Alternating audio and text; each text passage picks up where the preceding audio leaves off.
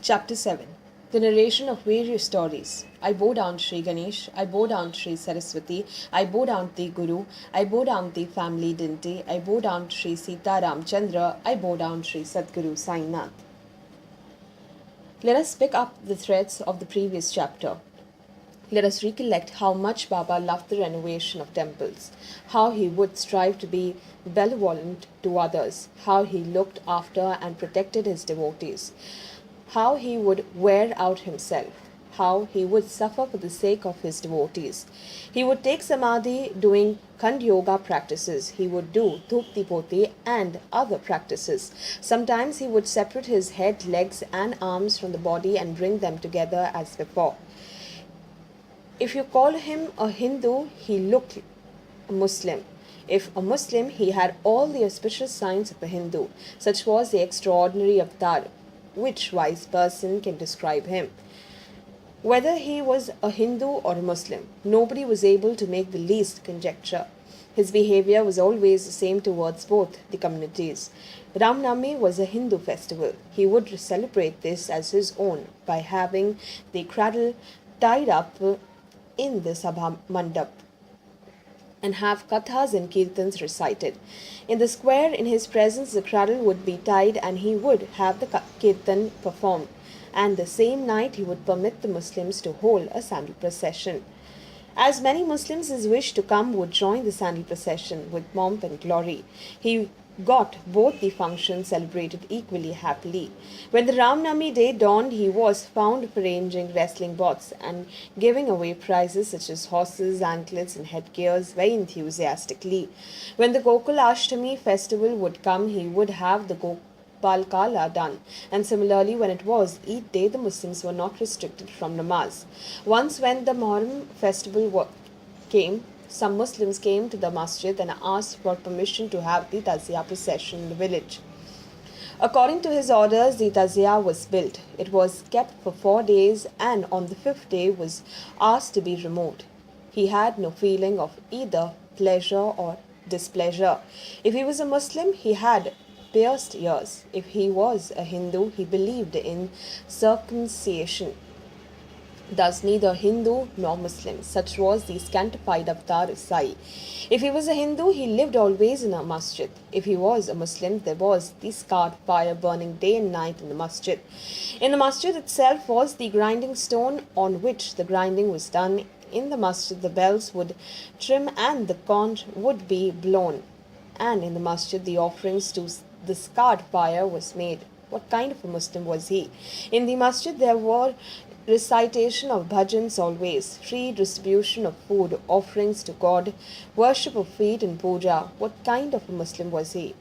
If he be called a Muslim, then the elite of Brahmins would come and do his puja.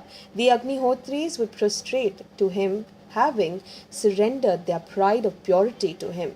This way the people were astonished at heart. Whatever they would experience, they would behave accordingly and keep silent at the time of darshan. So long as a person is surrendered to God, can he be called a Hindu or a Muslim? He may be of a low birth or low caste, or without a caste outside the pale of society. Caste is not the criteria of importance for him.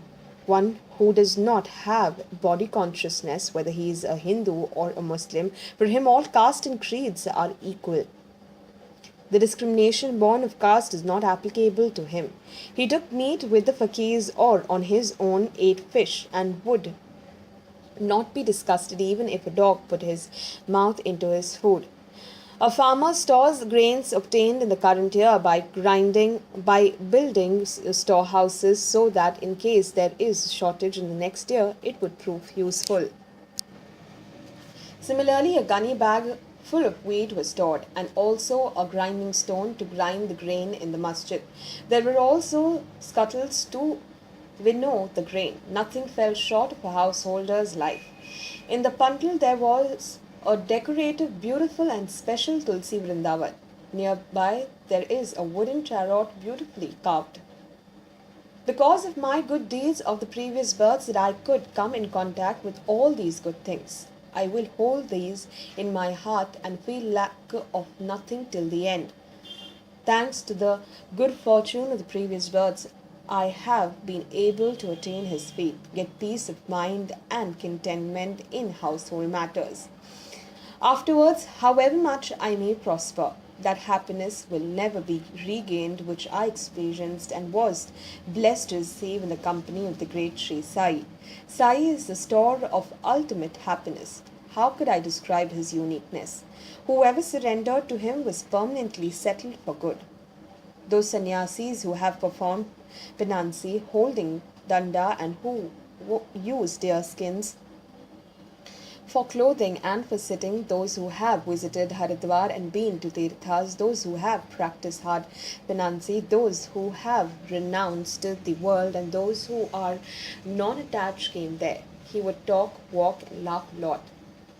He would always recite Allah Malik. He did not like arguments and discussions, and he always carried a satka. Aesthetic, non-attached by nature, of moderate passions, malaise towards none, his speech flowed with Vedantic philosophy.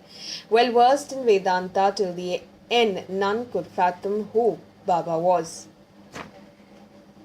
The rich or the poor were treated equally by him. The son of a wealthy person or of a penniless beggar would be measured by the same yardstick. He would know the good and bad deeds of anyone and the innermost desires. He would tell them their confidential secrets by some hint which would astound the devotees. He was the epitome of knowledge and wisdom, which he kept under cover. It was burden for him to be honored. Such were the characteristics of Sri Sai. Though he had a mortal body, his deeds were singularly uncommon, like that of God. He was definitely Dinti or Shirdi. All the people believed this faithfully. How many were the miracles of Baba? How much can I, an insignificant person, describe? Baba had the renovation of numerous dintis and temples undertaken.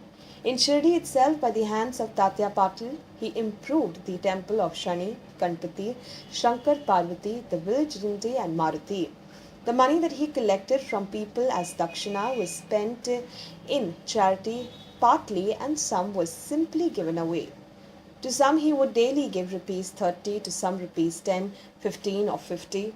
Likewise, he would happily distribute according to his sweet will.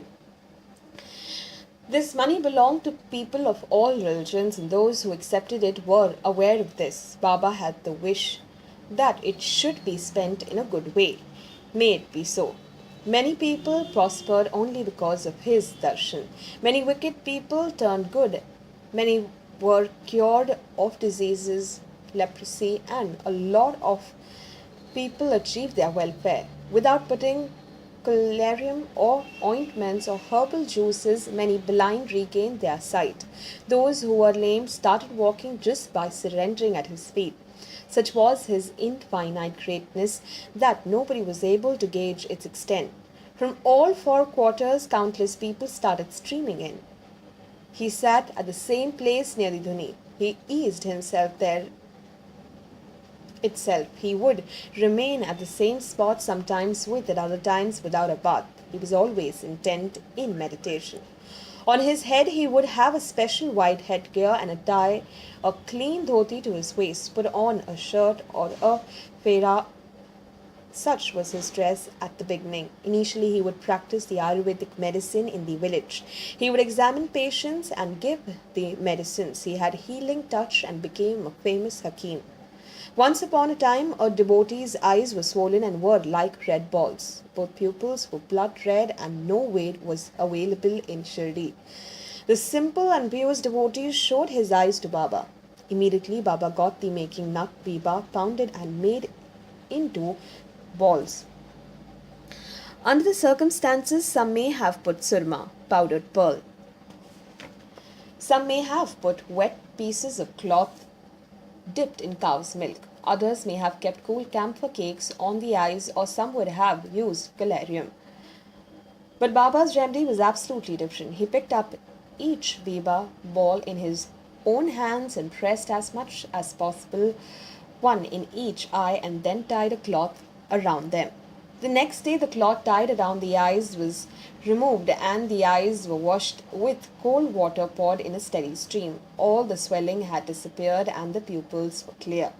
All Although a delicate organ like the eyes were treated by Biba, there was no burning and the disease was cured. Such was the countless experiences. He knew the yogic practice of Dupti Poti. Without anybody's knowledge, he would go to a scheduled place and while bathing, vomit out his intestines, wash them and put them to dry out. At the same distance as the masjid to the well, there was further on a banyan tree at a center spot, and beyond it another well, where he would go every third day. Right at noon in the blazing sun, having made sure that there was no one around, he would take out water from the well with his own hands and wash his face and perform his ablutions.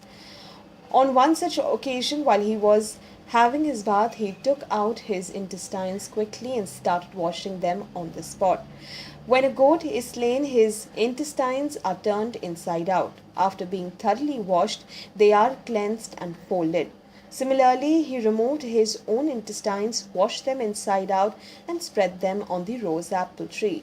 People were extremely amazed. Amongst those who have witnessed this feat with their own eyes, some are still living in Shirdi. They say that he was a unique saint. Sometimes he would practice Khanda Yoga and separate his arms and legs. This way, they would be scattered here and there in the masjid. In this way, the body would be broken in bits and pieces. The whole sight would be gruesome. When a number of people ran to see this, they would find Baba intact. Once having seen such an incident, the onlooker got terribly frightened and thought that some wicked person had killed Baba and committed this outrage. In the masjid, here and there, limbs would be seen in all the four corners. It was midnight and no one was around. He was worried. To whom should he tell this incident? On the contrary, he may be hanged. Thinking this, he went and sat outside. It did not even occur to him, even in his dreams, that it was the yogic powers aside. And looking at the fragments of the body, his heart thumped with fright. Someone should be informed of this incident. This thought occurred to him over and over again, but being the first person to give the information, he might be held as the culprit. Therefore, he did not tell anybody. Many ideas came to him. Therefore, in the early morning, he went to look again and was surprised at what he saw. There was not a sign of the earlier happening. Baba was sitting hale and hearty at his usual place. The onlooker was astounded and wondered if he had had a dream. These practices of yoga of Dhupti Poti were practiced by Baba since his childhood.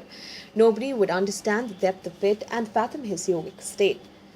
He never took a penny from anybody. By his own virtues, he became famous. The weak and the poor were bestowed with good health by him, and he became a famous Hakim in that province. He was a Hakim only for the sake of others. He was totally disinterested for his own gain. To achieve the good of others, he endured a lot of hardship and pain. To explain this, I will tell an unusual story for the sake of the listeners, which will make know Baba's compassion and his universal all-pervading powers. In the year 1910, on Dhanteras Day, Baba was casually sitting near the dhuni and burning firewood. The dhuni was very hot and brightly lit up. He inserted his own arm into the fire and peacefully sat there. The arm came out scorched. His aviator, Madhav, saw it by chance, and Madhavrao Deshpande was also nearby. He also ran towards him immediately. He went and sat cross-legged behind Baba, put his arms tightly round his waist and pulled him back. He asked, "See what has happened. O Deva, what have you done?" At these words, Baba became aware of the circumstances. A child suddenly slipped into the fronts from the arms, being astrayed the waist of the mother. Hearing her husband's calls and being afraid, the blacksmith's wife took her child into her arms and started blowing the bellows of the furnace. While blowing, she lost her concentration and forgot that the child was in her arms. The child was extremely restless and she slipped. Shama, no sooner had she dropped than I picked her up. While I tried to take out the girl, that this incident happened. Let my damned hand be scorched. The child's life is saved. For the pain and suffering due to the arm, what remedy and by whom should it be done? Madhavrao decided to write a letter to Chandorkar. He wrote the letter in detail. Chandorkar arrived in Shirdi immediately, bringing along with him the famous Dr. Paramanand. To ward off the burning sensation, Dr. Parmanand brought with him a number of medicines which would be useful and came to the feet of Sai to serve him with Nana. After having bowed down to Baba, he asked him about his well being, told him the reason for his coming, and requested him to show him his arm. But since the time the arm was burnt, Bhagoji Shinde used to apply ghee, place a leaf upon it, and tightly bandage it every day. To remove the bandages, to show the arm to Dr. Parmanand, to start taking medicines to heal Baba. With this good intention, Nana implored a great deal, and even Parmanand tried to remove the bandages and see the arm. Not today, tomorrow again. The same thing thus he never allowed his arm to be seen, saying that his doctor was Allah. He was not the least disturbed about it. Whatever medicines Paramanand had brought were never even opened in Shirdi, but it was his good fortune to have Sai's darshan, and therefore perhaps this incident happened. It was always Bhaguji who served him. It was only Bhaguji who would massage the hand. Then after some time, the hand healed and everyone was happy. In this way, although the hand was completely cured, one doesn't know what was in Baba's mind in allowing Bhaguji every morning early in the day to carry out the ceremony of tying the bandages. Although there was no pain, regularly and for no reason, with the help of ghee, a massage was done and the hand was cared for till death. These services were for the sake of Bhagoji. Siddha Sai never needed them. He made Bhagoji render regular service with love, as a devotee should.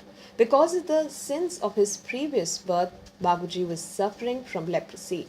But it was his good fortune that he came in touch with Sai. Whenever Baba started on his round to Lendi, Bhagoji held the umbrella over Baba's head. Though his body was covered with black leprosy sores, he was the foremost in his service. Whenever early in the morning Baba was seated restfully against the pillar near the dhuni, it was his good fortune to be there to serve him. He would remove the bandages, massage the respective muscles, apply ghee to those parts, and thus be fortunate to serve him. Bhagoji Shinde was a great sinner in his past lives. His whole body was bleeding with sores. He was greatly affected by this deadly disease, but he was a matchless devotee of Baba. His fingers had become stumps because of leprosy, and his whole body emanated a nauseating smell. Thus, the one with such a great misfortune derived fourfold happiness from his services. How many such great miracles of Baba can I describe to the listeners? Once, when a plague came to the village, listen to the miracle that happened. Dadasaheb Kaparde's young son was staying with his mother and enjoying the pleasure of Baba's company. As it is, the boy was very young and he got very high fever. The mother's heart grew anxious and she became agitated. Her home was at Amravati. Therefore, she thought of going there. In the evening, at the proper time, she came to take Baba's permission. While doing his evening rounds, Baba came near the Vada. There, the woman bowed down to his feet and told him what had happened. As it is, women are timid by nature, and besides, the son's trembling did not stop. Also, there was the scare of plague. Therefore, she told him what had happened. Baba lovingly assured her with these words, "Know that the skies are overcast, the rains will come, and the harvest will ripen. The clouds will clear up. Why are you afraid?" Saying this, he lifted his kafni up to the waist and showed everybody the fully developed buboes. In 4 places there were 4 buboes the size of a hen's egg. He said, "See, I have to bear this because of your difficulties." People were amazed to witness this divine unique hotel. How the saints suffered for the sake of their devotees. Their heart is softer than wax, just like butter appears outwardly. They have selfless love for the devotees as if they are his kin and kin. Once it so happened that Nana Sahib Chandorkar left Nandurbar to go to Pandharpur. Nana was very lucky. His wholehearted devotion to Sai had borne fruit. He had the earthly paradise as he had got the mamledari of that place. When he received the orders at Nandurbar, he had to leave immediately. Hurriedly he made all the arrangements, desiring in his heart the darshan. Along with his wife and family circle, he thought of going to Shirdi, as Shirdi was his Pandharpur and he wanted to pay his respects to Baba. He did not send a letter to anybody, nor did he send any message. He gathered together all his belongings and got into the carriage hurriedly. In this way, Nana started, and nobody in Shirdi knew of it. But Sai knew everything, as Sai was all pervading. Nana started immediately. He must have been at the outskirts of Nimagao. Now listen carefully to the miracle that happened at Shirdi in truth at that time. Baba was in the masjid with Mahalsapati. Appa Shinde and Kashiram, the devotees, were seated chatting. At that moment, Baba said casually, "Let four of us sing a bhajan. The doors of Pandharpur have opened. We can sing joyously." Sai had knowledge of the past, present, and future. He had already learned the news. Nana was near the stream at the outskirts when Baba was singing the bhajans zealously. Bhajan. "I'm going to Pandharpur, going. There I will stay. There I will stay. That is the abode of my master." Baba himself sang the bhajan, and the devotees who were sitting around followed him. They were engrossed in their love for Pandharpur. Just then, Nana arrived. He bowed down to his feet with his wife and said that Maharaj should go with them to Pandharpur and settle there undisturbed and without any worry. This invitation was not necessary. Already Baba was in joyous mood, and people told him that he was ready to go to Pandharpur as the bhajan words indicated. Nana was extremely surprised, and seeing the Leelas was amazed. He put his head at his feet and was deeply emotionally moved. Taking his blessings, Udi and Prasad, and bowing again, Chandorkar set out for Pandharpur after getting his permission to go. If such stories are to be narrated, this book will extend beyond limits. Therefore, we shall curtail the subject, the warding off of others' suffering. Let us end this chapter now, because there is no end to Baba's good deeds. In the next chapter, I will relate some other stories for my own well-being. I have been unable to eradicate this ego of mine, though I am trying to do so. Who am I? I cannot understand. Let Sai tell his own stories. He will tell of the importance of human life and will tell why he believed in being a mendicant, of Baijabai's devotion and what was his state of mind during the meals. Also how Baba would sleep in the masjid together with Mahalsapati and Tatya Ganpati Kote. Listen to that. Pant Hemat surrenders to Sai and calls himself an insignificant devotee, as humble as the slippers on his feet. He obeys Sai's orders and has completed the narration up to this point.